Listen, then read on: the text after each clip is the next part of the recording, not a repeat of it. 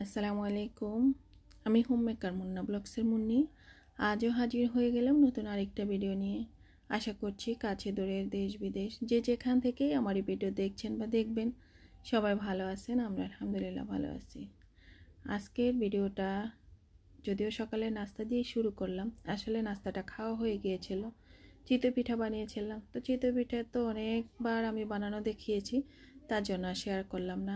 খেয়েছি সেটাও করলাম না। হঠাৎ মনে পড়লো যে না, একটু তো ভিডিও করতে হবে, একটু করে নিই। তো ধনেপাতার ভর্তা করেছিলাম, একটু বেশি করেই করেছিলাম, কারণ দুপুরে আবার সেটা খাওয়া যাবে তার জন্য।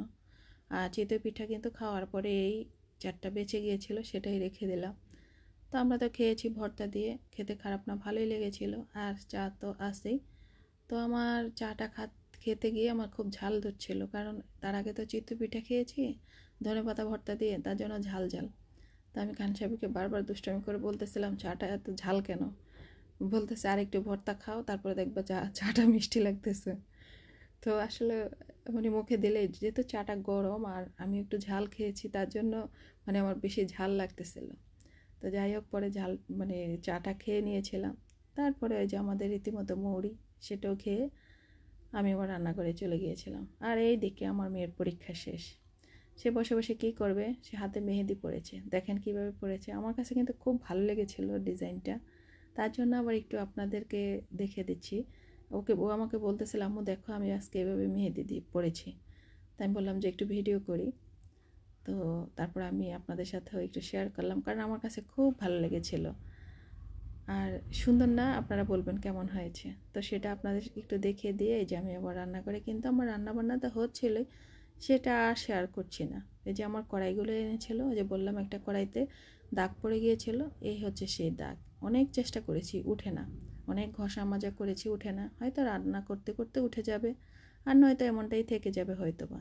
যদি কারো কাছে কোনো সমাধান থেকে থাকে আমাকে বলতে পারেন, আমি সেটা করে নেব। তো এই 2টা কড়াই হয়তোবা কিনতে কিনতে আমার পুরো একটা সেটই হয়ে যাবে, কারণ প্রত্যেকবারই 1-2টা জিনিস করে আমার কিন্তু পুরো সেট হয়ে যায়। যেমন কিয়ামের আছে, তারপরে হচ্ছে গিয়ে তুর্কির আরেকটা স্টিলের আমার পট সেট আছে। সেটা অবশ্য আগে আমি শেয়ার করেছিলাম, হয়তোবা কোনো একদিন আবারও করে দেব, কারণ অনেকেই নতুন আছেন। যদি আমি ইউটিউবে থাকি তাহলে অবশ্যই শেয়ার করব। আর এটা হচ্ছে গিয়ে আলুসেফের একটা কড়াই, এটা আমি সিঙ্গেল একটা কড়াই কিনেছিলাম। তো খান সাহেবের আবার এই কড়াইটা তো একটা পছন্দ না, কিন্তু আমার কাছে ভালো লাগছিল, তার জন্য আমি এই একটা কড়াই কিনেছিলাম। আর ওই যে ওনার কাছে ভালো লাগতেছিল না, আর তার জন্য আমি নিষেধ করেছি, মানে আমিও বুঝাতে চেয়েছি যে আমার কাছে ওটা ভালো লাগেনি, তাই আর ওটা উনি আর ডাবল কিনে দেন নাই আর কি। আর এখন তো উনি কেনাকাটা করেন, আমি তো আর এখন আর বাইরে যাই না, শপিং টপিং এসব আমার এখন বাদ। কারণ একা একা অনেক কিছু করেছি, এখন আর করতে চাই না। 20 বছর করেছি, এখন আর এসব ভালো লাগে না। এখন সামনে দিবে, খাবো, পাবো, পড়বো, এই আর কি। আর এই যে হচ্ছে গিয়ে টপারের একটা কড়াই, আমার যে এই যে চায়না কড়াইয়ের 2টা এনেছিল, তার থেকেও এটা কিন্তু অনেক বড়। তো জানি না ক্যামেরা কেমন বোঝাচ্ছে। তো এই কড়াইটা নিয়ে আসছে, তার আগে কিন্তু আমার এই টপারের আরও অনেকগুলো কড়াই নিয়ে আসছিলো, আরও 5টা কড়াই আছে। তো সেগুলো এই যে দেখিয়ে দিচ্ছি। তো ছোট থেকে বড় এই কড়াইগুলো কিন্তু আমার একসাথে কেনা হয় না, মানে ওই যে বললাম 2টা একটা করে কিনতে কিনতে আমার এখন 6টার একটা সেট হয়ে গিয়েছে। তো দেখেন আমার কাছে কিন্তু এইসব জিনিস, সাংসারিক জিনিসপত্রগুলো না এভাবে করে নিতে বা গুছিয়ে নিতে আমার কাছে খুব ভালো লাগে।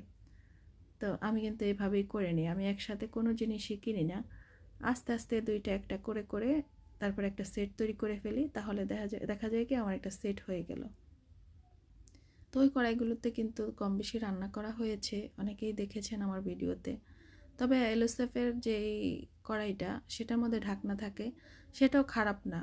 মানে দাগ টাগ পড়ে ঠিকই, আবার সেটা একটু ঘষা মাজা করলে উঠে যায়। আর টপারের কড়াইগুলো পাতলা, আমি কোনো বিজ্ঞাপন দিচ্ছি না, মানে যেটা ভালো সেটাকে তো ভালো বলতেই হয়, তাই না? তো তার জন্যই আসলে ওই যে টপারের কড়াইটাই আমার কাছে বেস্ট মনে হয়। আর আংটা টাংটা একটু চিকন চাকন, আমার কাছে খারাপ না, ভালোই লাগে। তার জন্য উনিও অবশ্য, ওনার কাছেও ভালো লেগেছিলো, তার জন্য উনি আবার এনে দিয়েছিলেন। তা আমি এগুলো তো গুছিয়ে নিলাম। এখন এটাকে আমি আমার যে প্লাস্টিকের যে সেলফটা আছে সেটা একটু মানে একটু বালি টালি ঝেড়ে টেড়ে সেটার মধ্যে গুছিয়ে রাখবো। এটা অবশ্যই এই সেলফেই থাকে, আর এখানেই রেখে দেই। আর আমি কিন্তু এখানে কোনো কাগজ টাগজ বিছাই না, এজন্যই বিছাই না। অনেক সময় জানেন একটু ফাঁক ফোকর থাকলেও সেখানে ধুলাবালিটা বেশি জমে, যার জন্য আসলে এটা করি না। আর আমি তো এখানে কালি ছালি এসব রাখি না, তার জন্য উপরে কোনো কিছু আসলে রাখতে হয় না। আমি এভাবে রেখে দিই, আবার যখন ঝেড়ে নিই ওইভাবে ঝেড়ে নিই। আমার কাছে কাগজ টাগজ বা কিছু বিছিয়ে নিলে না, সেটা মনে হচ্ছে যেন বাড়তি একটা ঝামেলা, বাড়তি আবার আরেকটা কষ্ট করতে হয়, তার জন্য আসলে করা হয় না। আর এই যে দেখেন এই ফাঁক ফোকরগুলোতে কী পরিমাণ যে বালি জমে আছে কি আর বলবো। আর এই যে স্ট্রেনারগুলো, এই স্ট্রেনারগুলো কিন্তু আমার একসাথে কিনা না, এখন আমার 8-9 পিসের মতো হবে হয়তো বা স্ট্রেনার আছে, ছোট থেকে একদম বড় সাইজ পর্যন্ত। এগুলো কিন্তু 2-1টা করে কিনতে কিনতে আমার একটা সেট হয়ে গিয়েছে। তা আমি এগুলো এখন সব মানে রাফ ইউজই বলেন, মানে সবসময় ইউজ করি। প্লাস্টিকের চালনি টালনি এখন আর ইউজ করি না, সেগুলো তাকের উপরে মানে ধুয়ে টুয়ে পরিষ্কার করে একবারে পলিথিন মুড়িয়ে রেখে দিয়েছি। কারণ সেগুলো কিন্তু আমি ছাড়ছি না, কারণ সেগুলো আমার সংসার জীবনের শুরু থেকে আমার সাথে। তো কীভাবে তাদেরকে অস্বীকার করি আর কীভাবে তাদের বাদ দিয়ে দিই বলেন। তাদেরকেও রেখে দিয়েছি। হয়তো বাড়ি যাব যখন, গ্রামের বাড়িতে, তখন তো এইসব জিনিস লাগেই কম বেশি। তো কারণ তখন মাটির চুলায় হয়তো আমি রান্নাও করতে পারি। তো সব মিলিয়ে যখন মানে একটু মানে অ্যাভারেজ করে বা অ্যাডজাস্ট করে চলতে হবে, তো তার জন্য আসলে সেটাও রেখে দিয়েছি। তো এই তো আমি আমার প্লাস্টিকের সেলফটা গুছিয়ে নিচ্ছি। এটা হচ্ছে সবচেয়ে বড় স্ট্রেনার, তারপরে একদম পিচ্ছি পর্যন্ত আছে। তো রান্নার কাজে তো আবার ব্যবহার করতেছি, শাক টাক বিভিন্ন জিনিস তরকারি ধুয়ে নিয়েছিলাম, তার জন্য এখানে অল্প কয়েকটা, বাকিগুলো কিন্তু ওই যে ব্যবহার করতেছি। আবার যখন মানে রান্না শেষ ধুয়ে টুয়ে পানি ঝরিয়ে আবার এখানে রেখে দিই। আর সবচেয়ে নিচে সেলফটাতে রেখেছি এই যে ননস্টিক প্যানগুলো। তো এগুলো আসলে কিয়ামেরই।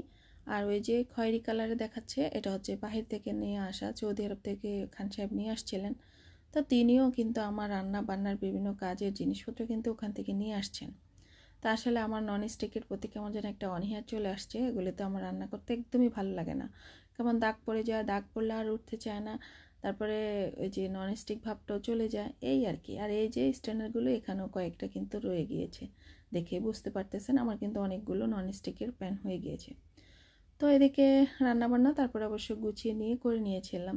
আর এদিকে মেয়ের বাবাকে বলেছিলাম, মেয়ের যেহেতু পরীক্ষা শেষ, মেয়ে কিন্তু নাহলে হয় ফোন নয় টিভি নিয়ে বসে থাকবে। তো ভাবলাম যখন চোখকেই একটু কষ্ট দিতে হবে, আর টিভির দিকে তাকিয়ে থাকলে, ফোনের দিকে তাকিয়ে থাকলে চোখের এমনিতেই 12টা 13টা 14টা যতটা বাজার বেজে যাবে।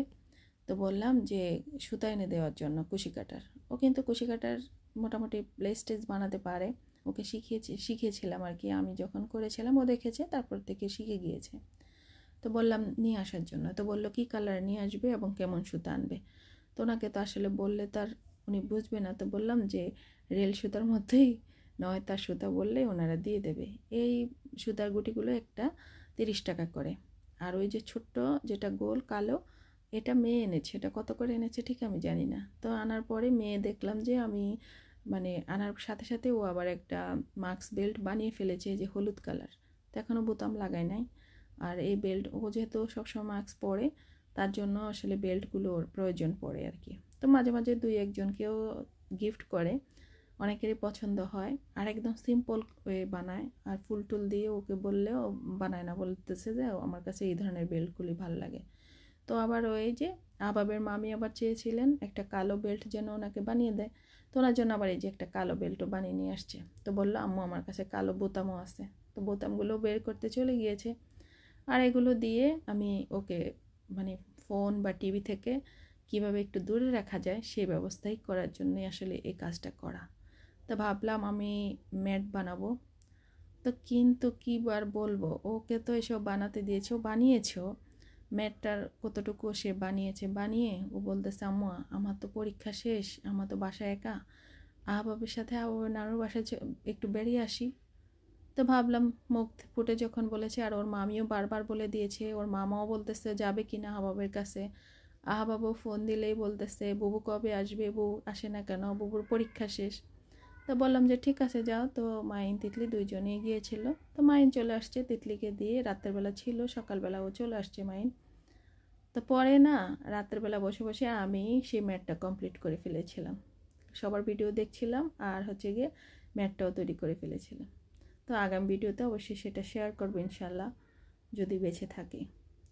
জানি না ভিডিওর এই পর্যায়ে কে কে আছেন, অনেকেই থাকেন আবার অনেকেই চলে গিয়েছেন সেই কখন। তো যারা চলে গিয়েছেন তো চলে গিয়েছেন, আর যারা আছেন আপনাদেরকে অসংখ্য অসংখ্য ধন্যবাদ। আশা করছি এভাবে আমার পাশে থাকবেন, আমিও ইনশাল্লাহ আপনাদের পাশে থাকবো। সবাই ভালো থাকবেন। আল্লাহ হাফেজ। আসসালামু আলাইকুম।